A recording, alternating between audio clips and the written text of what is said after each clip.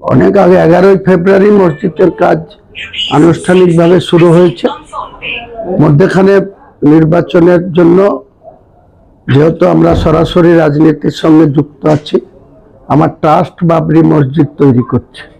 কাজে যেহেতু নির্বাচনের টাইমটা আমি নিজে ইলেকশনে কন্টেস্ট করেছি বা আমার পার্টি ইলেকশনে কন্টেস্ট করেছে, তার জন্য কিছুটা স্লো প্রোগ্রেস ছিল। আবার নির্বাচনের সময় অতিক্রম হয়ে গেছে, এখন আবার পুরো তার সমহিমায় তার কাজের যে সিস্টেম বা যে স্ট্রাকচার যেটা তৈরি হচ্ছে, ইমারত যেটা তৈরি হচ্ছে, সেটা কাজ চলছে। এর কোনো কথার জবাব হুমায়ুন কবির দেবে না।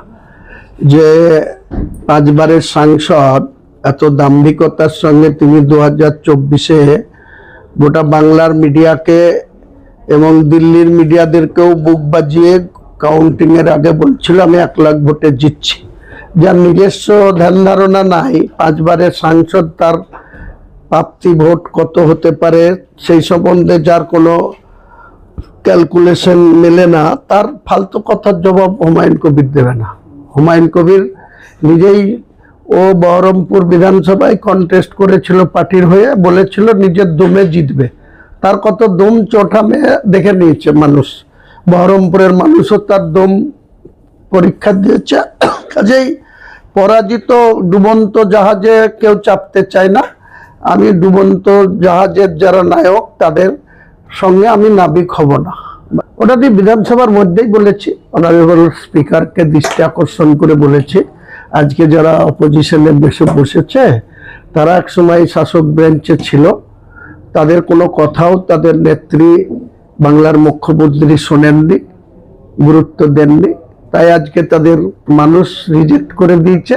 শাসক বেঞ্চ থেকে আজকে তাদের পরিণতি হয়েছে বিরোধী বেঞ্চে বসা। তারও ভিতরে আবার বিভাজন, তারও ভিতরে 80 রকমের মত, কারো মেরুদণ্ড সোজা নেই।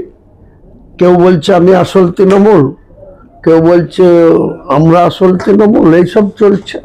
আর কিছুদিন ওয়েট করুন, অনেক কিছু দেখতে পাবেন।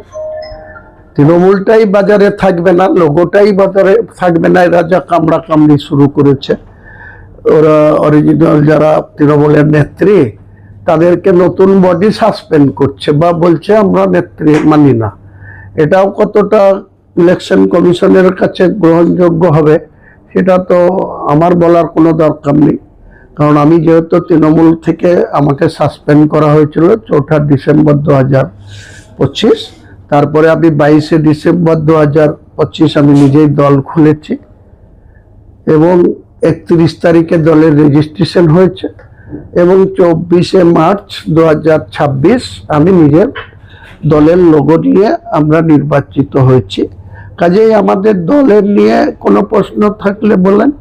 আমি তৃণমূল যারা পার্টিটাই ভেঙে যাচ্ছে, আগামী দিনে মানুষের কাছে তাদের এত ভোট পাওয়ার পরেও তারা তাদের জনপ্রতিনিধিরা, আজকে আমাকে বলা হয়েছিল বিজেপির বি টিম। কারা বিজেপির বি টিম আপনারা পাবলিক বিচার করবে, মুর্শিদাবাদের মানুষ বিচার করবে। 2024-এ বিজেপির বিরুদ্ধে যেসব মানুষ আবু তাহেরকে, ইউসুফকে আর খলিলুর রহমানকে ভোট দিয়েছিল, আজকে তারা সেই সব ভোটারদের সাথে গদ্দারি করছে, সেটা মানুষ দেখছে। আগামী দিনে তাদের রাজনৈতিক যে সত্তা বা অস্তিত্ব, সেটা আগামী দিনে মানুষ এদেরকে যোগ্য জবাব দেবে। আপনার বাড়ি বা ব্যবসা প্রতিষ্ঠানকে মনোমুগ্ধ করে সাজাতে আজই আসুন অঞ্জলি হার্ডওয়্যারে। এখানে নামি দামি কোম্পানি টাইলস, মার্বেল ও গিজার শাওয়ার ও স্যানিটারি পণ্যগুলি ন্যায্য দামে পাওয়া যায়। ঠিকানা হরিহরপাড়া পার হাউসের নিকট, মুর্শিদাবাদ।